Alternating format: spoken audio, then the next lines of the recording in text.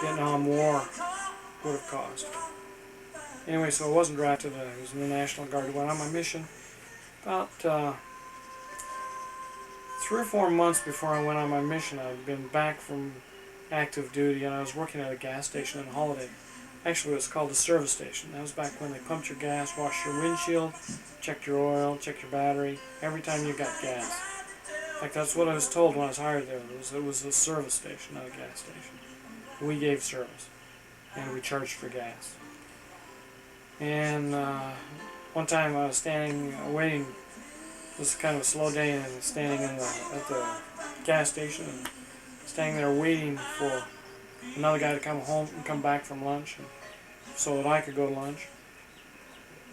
And a couple of kind of cute young girls walked by, and I started talking to them as they went by. But I was at work; I couldn't do anything. Being a kind of a fun-loving kind of guy. After I got off for lunch, the other guy came back and I went to lunch. I knew they were going down the street towards the Cottonwood Mall, so I went down there and saw them on the sidewalk walking along. And I asked them if they wanted to ride to the mall, and they said no. They wouldn't get in my car. Strange guy. Well, I went home, went to lunch, and I came back. And a couple hours later, they came by in their car with their mother, driving. And they talked to me a little bit as I serviced the car. And then a couple of days later, they came back by and asked me to go to a party. One of them was Diane Newman. I didn't know Diane Newman real well. But as she asked me to go to a party, I went to a party with her. No big deal. Next thing I knew, a couple of days later, the other girl called me and asked me out. Her name was Kathy Shar. We went out quite consistently till my mission. And at the time I went on my mission, right before I went on my mission, I went over to school. I guess Kathy Shar was quite young, by the way. And I went over to pick her up from school one day, and she asked me to take her friends home. One of her friends was this Madeline Martin, who got in the back seat of my car. It was a junky old 53 Ford. Seat slid forward when you slammed on the brakes, and the doors wouldn't stay shut when you went around the corner. It was a piece of junk, but it ran great. And I gave him a ride home, and all I could think while I was driving them home was I was sitting next to Kathy Shar, who wasn't that cute. Well, she was okay, but she wasn't that cute. But I was looking in the rearview mirror of this girl in the back seat, this Madeline Martin. She just happened to be the most beautiful girl I had ever seen in my life. Ever. Better than anybody that I'd gone to school with at Granite. Better than anybody I'd ever seen anywhere. Well, I went on my mission. I wrote Kathy wrote me, Kathy back and forth, till right before I came home from my mission. Had a good mission. Went on a mission to the East Central States Mission, which was Kentucky, Tennessee, and West Virginia. While I was in Charleston, West Virginia, I was a zone leader. Actually, the majority of my mission, I was a leader. And about 4 months before I came home, they took West Virginia out of the East Central States Mission and put it in the Ohio Mission. So I got into Ohio and spent some time in Toledo and then Columbus. And then about 6 weeks before I came home from my mission, Kathy Shar just quit writing. I just didn't get another letter. And by then it had become pretty evident that we were going to get married, and she quit writing, so I guess we weren't going to get married when I got home, which was just fine with me. I didn't care one way or the other, I guess. Anyway, when I got home, I'd been home. I had 2 or 3 other girls I was riding anyway, so it didn't matter. And I dated them. And in fact, on my way home from my mission, in my mission you had to wear a black or a dark blue tie. And I always liked flashy ties and colored shirts, and I was tired of wearing white shirts. So in the Chicago airport, right before I left Columbus, I bought a yellow shirt and a striped tie, and in Columbus, had a layover in Chicago. I went in the restroom, changed my shirt and my tie into a yellow Oxford and striped tie.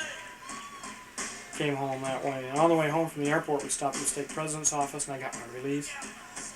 so that night I could go out and kiss a girl. And anyway, a couple of weeks went by, 2 or 3 weeks went by, and I got back into the groove of things, got a job back at IGI Ice Company. Went to summer camp at Camp Williams for 2 weeks, and Dugway Proving Grounds for part of that 2 weeks. Came home. I guess I'd probably been home for a month or so. And Kathy Shore sent me a card, said that she'd like to see me, so I called her. We went out. It was no big deal. And then something happened on it. We went out 3 or 4 times. As we came home, we were talking in the driveway one time. She did something that really made me mad. I don't know what it was. Being young and thinking I was pretty hot stuff, I said, well, that makes me mad. I ought to just smack you and kick you out of the car. And she said you wouldn't dare. And so I did. I didn't smack her hard. I just kind of tapped her on the cheek and opened the door and pushed her out. We were in her driveway. She ran out of the house, crying, I guess, hurt. And I was what a jerk I was. Anyway, how could I do that to a human being? Alone a girl. Anyway, I was a jerk. I was 21. Thought I was much better than I really was. Anyway, she went in and I never dated her again. Never apologized either for that, so I guess maybe I do owe her an apology. Anyway, it doesn't matter because she was writing Phil Muir and she married him when he came home from his mission, so I guess it was okay. Anyway,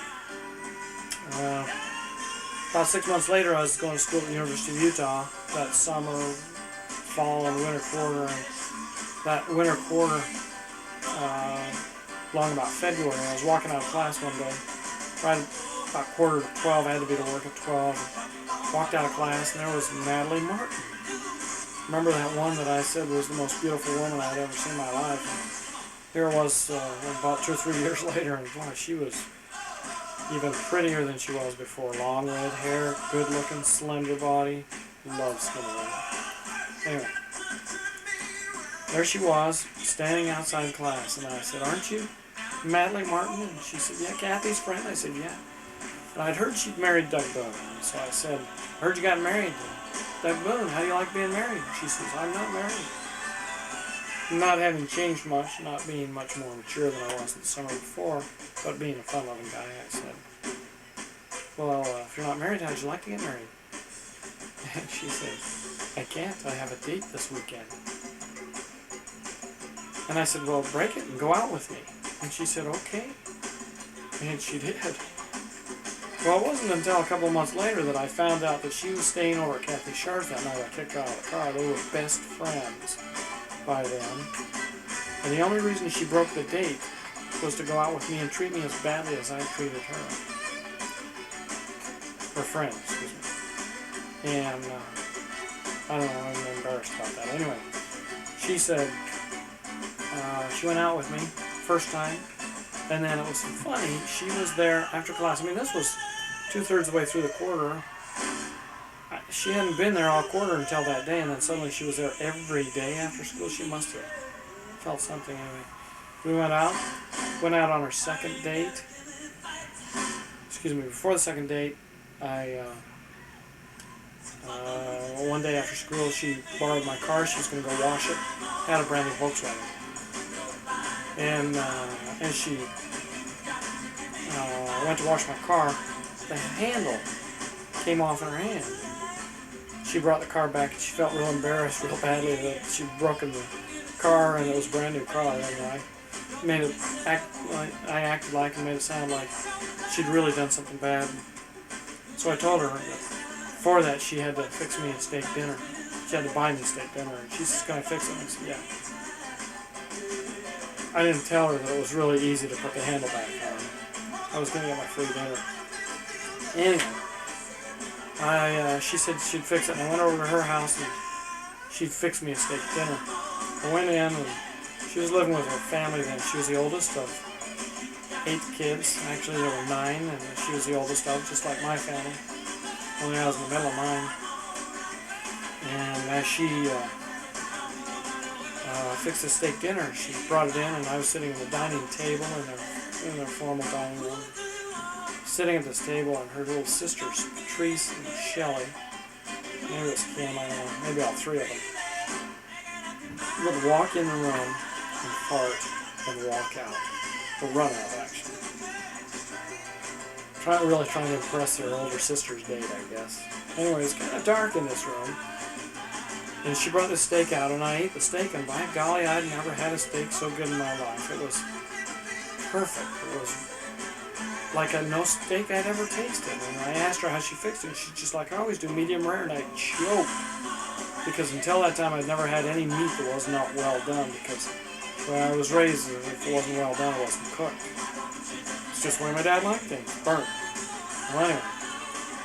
I was so enamored with the way she cooked steaks that I guess I must have fallen in love with her that night, because I took her out and showed her all the hot spots in town where to park. She wouldn't park with me, but I showed her all these places to where all the people met. There must have been half a dozen places we stopped. And then I took her over to my apartment. I was living by the University of Utah. And took her in the apartment, showed her the apartment, and we were sitting on the couch, as we called it back then, making out, kissing and hugging. It's our second date, keep in mind. Her mother was no hussy. She didn't do it on the first date. We were just kissing and hugging, that's all we ever did. But we did kiss and hug, and after an hour or two of this, it was all I could stand, and I asked her to marry me, and I don't know why, because I didn't want to get married. But something came over me, and I was in love, and I asked her to marry me. And she was, after all, the most beautiful woman I had ever seen. Well, she said yes. And I was stuck. I couldn't say, I was just kidding. And that was March. In March of 1970. And as March went by, April went by, we started planning for the wedding. We were both going to get married in the temple. Had good, strong testimony in the gospel by then. I'd been on my mission, had a good mission. And I was glad to have met her. And I still am. And we planned on getting married about May sometime. As I recall, I went over to pick her up for a date. And one of her sisters let me in and said she was in the family room. I went down the family room. As I went down the family room, I could see her father, whom I'd heard stories about, but didn't know. Oh, before I tell this, I have to tell you the story of after I had proposed to her, I had to tell her dad, the first time I met her, that I wanted to marry her, and so I wasn't really going to ask permission. I just wanted to let him know. I wanted to formally tell him that was only right and proper in those days, proper in any day, that the groom express his desires to the bride's father. Anyway, I went and I sat down in the family room. This was earlier. This on after we got engaged, and I said, my name's Ken, and Melanie and I want to get married. And he said, great, who's Melanie? And Melanie. Oh yeah, excuse me. Melanie was the girl I dated before Madly, and she lived on Melanie Drive, and I was just a little bit nervous and used the wrong name. What a dork. Anyway, her name was Madly. I said, oh, I'm sorry, Madly. Anyway, he let us get married, as though he was going to stop us. Well, anyway, we were engaged, and along about May, this incident happened where I went over to pick her up, and I went down the family room, and as I had heard stories about how badly he beat her as a child and abused all of the children in the family, and my mother-in-law, Lucille. And as I came down the family room, he had this look, and he was coming across the family room towards Madly, like he was going to kill her. He just had the devil in his eyes. He just looked like... I've never seen anybody with such rage. I've never seen it before. Even when my father would beat me as a child, he didn't have that look in his eyes, that devil in his eyes. And I was honestly scared for Madly. And I was a scrawny guy. I was only about 5'9" then, and 130 pounds. And I stood between them and this guy that was almost 6 feet. An easy 180, 190 pounds was coming across the room, and I said, to get to her, you've got to go through me first. And he stopped. Probably the first time anybody ever stood up to him in his life. And it startled him, and he proceeded to throw us out of the house. He kicked us out, told us to both leave and never come back. And so we left, and we went over to my apartment. Didn't know where else to go. By then we'd moved into an apartment that we could both live in. We didn't have any furniture. We only had one bed that I borrowed from my parents. Single army cot. Big enough for one guy to sleep on. And didn't have any other furniture. But I did have a telephone. And as we went in, we didn't know what to do. We wanted to be worthy to go to the temple. And we sat there for a few minutes trying to discuss what to do and how sad we were and how miserable it was and what to do and on and on and on. I was 22, she was barely 20. Kids, as I think back now. I heard a car pull up, and there was Marty out front. Marty is Madeline's father, and her mother, Lucille, and Lucille came to the door, and she said, "Marty's down there, he's got a gun, he's going to take you back." I wouldn't let her in the door was locked. And I said to Madeline, I said, "He's got a gun, what do you want to do?" She said, "Call the cops." I said, "Hey, this is your own dad. You don't call the cops on your dad." I was raised in a different society. I was raised where you respect your parents. And she said, "I don't care, he's got a gun, we've got to protect ourselves, call the cops." And in seconds the cops got there. Took the gun away from him. Escorted them out of the neighborhood. Came in and asked me how old I was. I said, "I'm 22. And they wanted me to prove it, so I looked really young. I also looked like I was about 15. When I joined the Army, they thought I was too young to join. I had to prove it every time I went anywhere. But that didn't bother me because I figured I'd look younger always. Anyway, they ushered him out of the neighborhood, but Natalie still, and I had the dilemma. Excuse me. What to do, where to go. And she said, I don't know. I said, "Should we call my parents?" So we called my parents and went over there to talk and said, "Please don't call Marty." But by the time we got over there, I guess they'd already called Marty. And they said they didn't, but I'm sure they did. And my parents were like that. And Marty and Lucille on one side of the room, and my mom and dad on the other side of the room, and us on the other end of the room saying, "No, we're not going back." And finally they took Natalie back, and Marty had told me to never come back in the house again, so for the next month or so before we got married, I never stood in that house again. I went over to pick her up every day for a date. I would stand outside, they'd say, "Come in." I'd say, "I've been asked not to come in." I didn't go back. I have not had an ounce of love or compassion for the man since. He never apologized, never cared. We did go out to dinner one night for my parents to try and patch things up with Marty and Lucille, and Marty pinched the waitress on the butt and got drunk that night, and it was a fiasco. This good, upstanding member of the church. At any rate, we got married. Marty and Frank, my dad, were witnesses. Natalie took out her endowments the night before, and Marty was drunk that night. Night before our wedding. And in the morning we got up, had a morning wedding. It was probably about 10 in the morning, 9 or 10. We got married. I don't know, morning weddings to the temple. Went outside, had our pictures taken. Aline, my sister, had asked us to stay in her home during the summer to maintain her home, and we did. Natalie sent the rent to her in cash in the mail, and it never got there, and so we had to pay rent twice that month. We went on a honeymoon to Southern California. Loved Southern California. When we came back, I went back to work. Well, Natalie and I both worked through that summer. We bought a brand new Firebird. Boy, we were hot stuff. Natalie had a big scholarship to go to school at the University of Utah. Only some things happened. In October, we went to Lake Powell on a family outing. We were in a boat there were 3 boats, and we were in one boat, and the boat we wanted to be in, that was going the direction we wanted to be in, was on the other side. We were all out in the middle of Lake Powell, 3 boats side by side. We climbed from one boat to the second boat to the third boat. As Madly went through the second boat, my Aunt Irma, who was always overweight, the boats moved a little bit. My Aunt Irma bumped Madly, and Madly fell down, and Aunt Irma fell on her, rupturing a disc.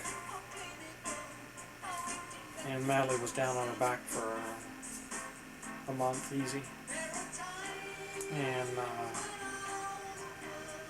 it's tough times. Really tough times. Anyway, we were married less than 6 months, still madly in love. We lived near the University of Utah. I was still going to school, struggling to make ends meet, working at Hygiea. By now I'd gotten a couple of raises and I was making $2 an hour. Whoa. And now they'd agreed to pay me overtime, time and a half for over 40 hours a week, and I was putting in a lot of overtime, so I was making about $500 a month. Whoa. Big money. And of course our rent was only like $130 a month, so it wasn't that big a deal. That wasn't that much money, but it wasn't that bad. Went to school for a while. Madly got pregnant, lost it, got pregnant again. Had the baby on October 16th of 1971. That was Jennifer, our oldest daughter, who lives now with her husband in South Pasadena. Beautiful child, loved her to death. She loved us all. And it was great. We blessed her, gave her a name, Jennifer Adams. Where did we live at that time? Excuse me.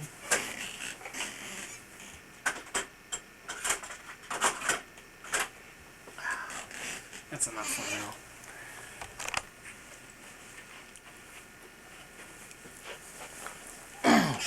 I'm going to step back and give you some information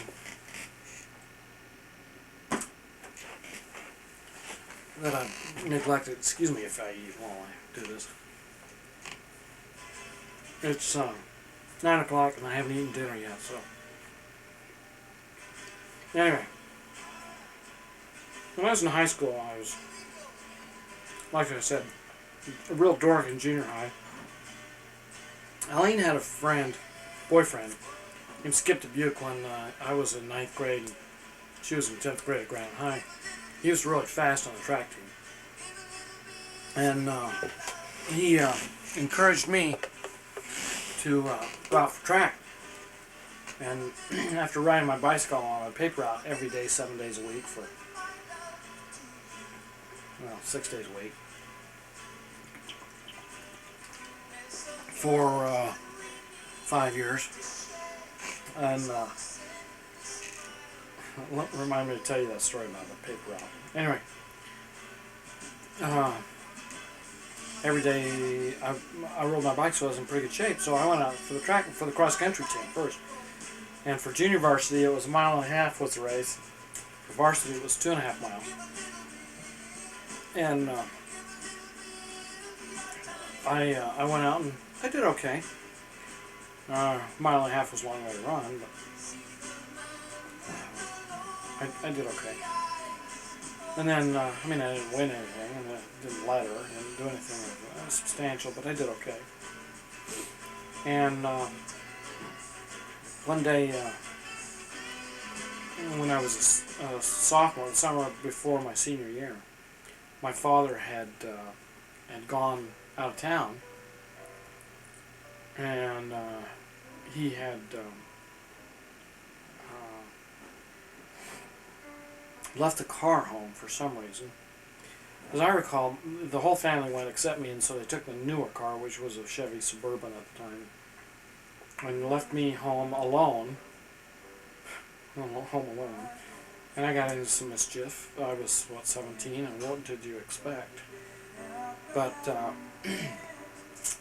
he gave me the keys to the old Ford, and he said, I'm going to give you a key because I know you'll find out a way to drive it even if I don't. He was pretty wise. And he said, but I don't want you putting any oil in it because I'm going to do the oil change as soon as I get back. Besides, you're not going to drive it that far anyway, because I'm not going to let you drive it very far. I don't want you driving it. Well, hey, as soon as he was out the driveway, I was too. You see, he went around the corner and boy, I started that thing up and I was gone. Joyriding all over town, doing what I wanted to do. This is the first time I had a key to that car, because he wasn't letting me drive it anywhere before that, so I just did what I wanted to do. And I burned up the engine. What happened was, he'd said not to put any oil in it because I wasn't going to drive it that far, so I didn't put any oil in it, but I sure did drive it that far. Burned up the engine. He came back. How do you tell your dad you burned up the engine in his car? That was ugly. Anyway, he made me pay for the engine. Part of it. Most of it. And as I paid him back, came time to start working out for the track team. My coach wouldn't let me work. Coach told me I had to make a decision, one or the other, work or the team. I didn't have a choice. I had to work. I had to pay my dad back. Dad wouldn't give me a choice. Coach gave me a choice, so I had to take the only choice I had, which was to work, pay my dad back. So I didn't get on the team that year, and I felt pretty bad. I always felt like I had something. I mean, I was a spazzo. I was the ward spastic when I was younger. In fact, when I was in junior high, that was part of my problem. I was a spastic. Well, now, I wasn't going like this, but I may as well have been. I was just very uncoordinated. Anyway, if I couldn't play basketball because I couldn't dribble, I still can't. I'm 46 and I still can't dribble. I don't have that kind of eye-hand coordination. Not that big a deal. It was a big deal then. And I figured I could run. Didn't take that much brains, no coordination to run. And so I ran, and I ran pretty good. And I feel like now, if I had the opportunity, I could have run very well. But anyway, that's irrelevant. Didn't happen. Because I had to pay for the engine. It taught me a lesson, though. To break something, you fix it. And taught me a great work ethic, learning from my father. Anyway. I was in high school. Big deal. Anyway, we got married, had a baby. You're going to see some videotape later of our family. My beautiful bride, Madly.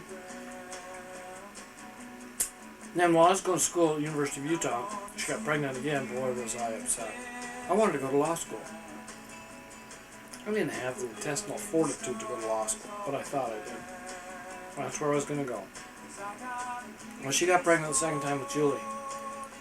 And I didn't know what I was going to do. I went through school until the quarter she was born, and that was the last quarter I ever went. Because I just didn't have the money. And I went to school, tried to get a loan. They wouldn't give me a loan because they didn't make enough money. So I went and applied for a grant, and they wouldn't give me a grant because I made too much money. What do you do? Big deal. So I never went to school again. But it's funny because I was working nights, working for Smith's, and I was working, this is a funny schedule. For quite a while I did this. I would work from midnight to 8 at Smith's in a grocery store stocking shelves. I'd get off at 8 in the morning, I'd go to school. I'd run over to school, take some classes, I would be out by noon. I'd go skiing in the afternoon. I love skiing. See, by then I'd learned that I could ski. I started skiing when I was about 13, but I got pretty good, but not real good. My brother Fred taught me. The only way I really got good was watching others, and I didn't really get good watching others until after I got married. But I got very good. I was offered a job, in fact, at Brighton, on the ski patrol. And I couldn't take it because they wanted me to work Sundays. And I had never worked on Sundays, and I wasn't going to start. A couple of years later, I started working every Sunday. Anyway, Anyway, to this day, I've never skied on Sunday, so I guess that's right. Anyway, Julie was born, I dropped out of school. Started just living off my work at Smith's. One day I got mad, and the store manager changed the schedule, and he didn't let anybody know, and then he got mad at me because anyway, I said that's not going to happen again, and the next time it happened, I said it wasn't going to happen again, and we packed up and moved to California. Now, shortly before that, like a week before, 2 weeks before that, I had a motorcycle now, a 73 Yamaha Enduro 175. That's a dirt street combination bike. And we had purchased that for me to drive to work, and Natalie was driving a Volkswagen. When she was working evenings, and I was working graveyards at Smith's, I kind of got her the job there. And one time she went to work, and she was jumping off this table in the back room. She had to climb up high to get a card to write the prices of all the produce items. This is long before scanners. And had to write all the prices down. And she had to get up on this table to get it, and as she jumped down, she couldn't stand up straight. Finally, she worked her way up straight. She went up front, did her produce card, got in the check stand, started checking. She bent over to pick up a watermelon. That's all she wrote. She couldn't stand up straight. Well, that day she had driven to work in the car, and I'd left my jacket in the car. And it was warm during the day, and I could ride my motorcycle in the day without my jacket, but that evening I knew when I went to work at midnight I was going to have to, or 11 or what time I went, I was going to have a jacket, so I rode over to the store, we worked in the same store, on my motorcycle to get my jacket out of the car, and as I pulled in the parking lot, I kind of got excited because I saw an ambulance there, and I thought, whoa, something happening now, it's great, we're going to have some fun. And I went in, and there was my wife, my dear, sweet, loving wife, lying on a stretcher, on the gurney. And I didn't know what happened. They explained to me what had happened, and they wheeled her out the door, and I went with her, and we went to the hospital. And remember the back problem she sustained when we were in 1970. Well, this was 1973? Nope, 1974. This is 1974. Julie was a little over a year old. It was late March. And so that made Jenny 2.5. And she couldn't work. She lay in the hospital for a couple of weeks and checked out and went home. She was on disability. She went home, and then I decided I was bad. That happened, the incident at my work, and I got mad, and we moved to California.